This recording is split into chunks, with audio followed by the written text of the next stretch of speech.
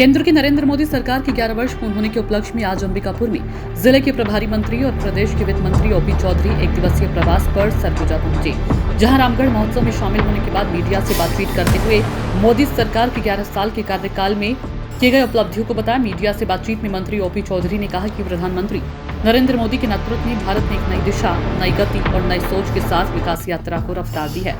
सेवा, सुशासन और गरीब कल्याण की त्रिसूत्रीय नीति पर केंद्रित ये सरकार हर वर्ग को साथ लेकर विकसित भारत की ओर अग्रसर है। मोदी सरकार ने 11 वर्षों में जो किया वह कांग्रेस 60 वर्षों में नहीं कर सकी। कांग्रेस की साजिशें बेनकाब होंगी और जनता उन्हें जवाब देगी।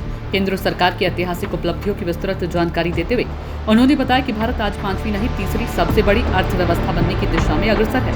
रुपये की ताकत, विदेशी निवेश, उत्पादन और व्यापार के नए कीर्तिमान स्थापित किए गए हैं। मोदी जी का जो कार्यकाल है 11 वर्ष प्रधानमंत्री के रूप में और उसके पहले लगभग 13 वर्ष तक का समय उन्होंने मुख्यमंत्री के रूप में इस देश के राष्ट्र प्रमुख या राज्य प्रमुख के रूप में उनका राजनीतिक जीवन रहा है।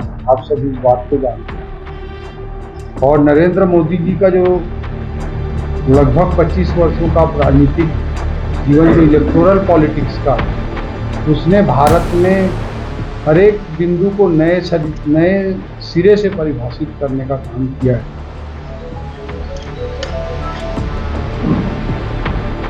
कृपया साइलेंट।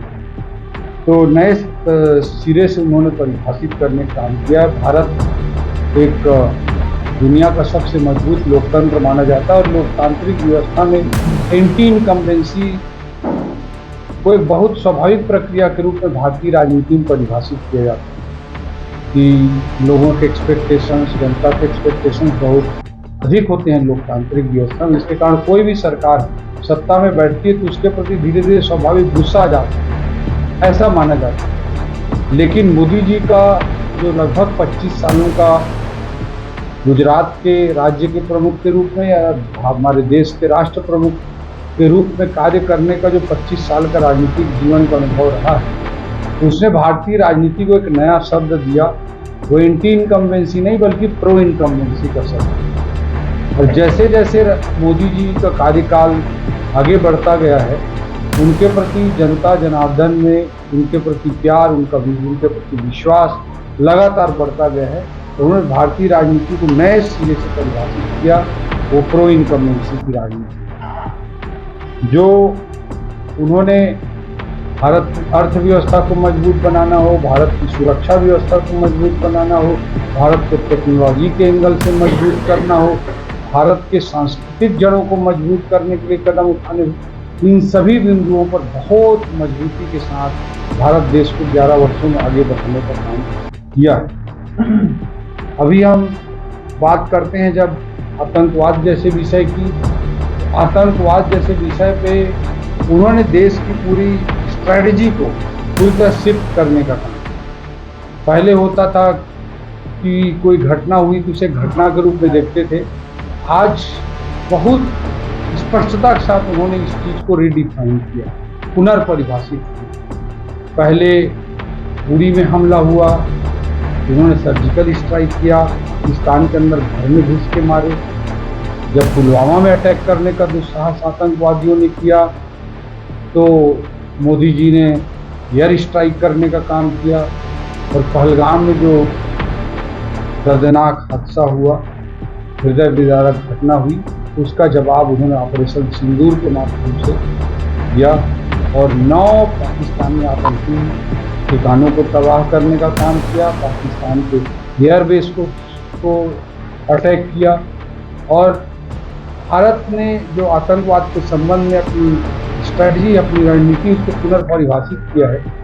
पुनर्परिभाषित इन अर्थों में किया कि पहले आतंकवादी को लोग आतंकवादी के रूप में देखते थे, अब मोदी जी की सरकार केवल आतंकवादी को निशाना नहीं बनाती, आतंकवाद को पनाह देने वाले लोगों को, स्पॉन्सर करने वाले लोगों को भी सीधा टारगेट करने का काम करती है और पाकिस्तान के सीमा में घुसकर के मारने का काम करती है। अभी मोदी जी ने साफ तौर पर कहा कि खून और पानी एक साथ नहीं बह सकते। 1960 के वर्ल्ड बैंक के सिंधु घाटी की संधि को, वाटर ट्रीटी को उन्होंने एक तरफा स्थगित करने का काम किया। पाकिस्तान में उससे भारी कुलबुलाहट मच गई, आप सभी जानते हैं।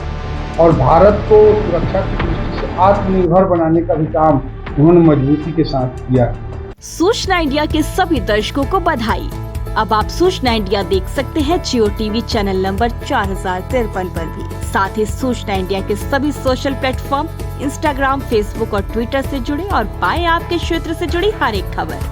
अगर आप खबरें पढ़ने में दिलचस्पी रखते हैं तो अभी लॉग इन करें www.सूचनाindia.co.in पर।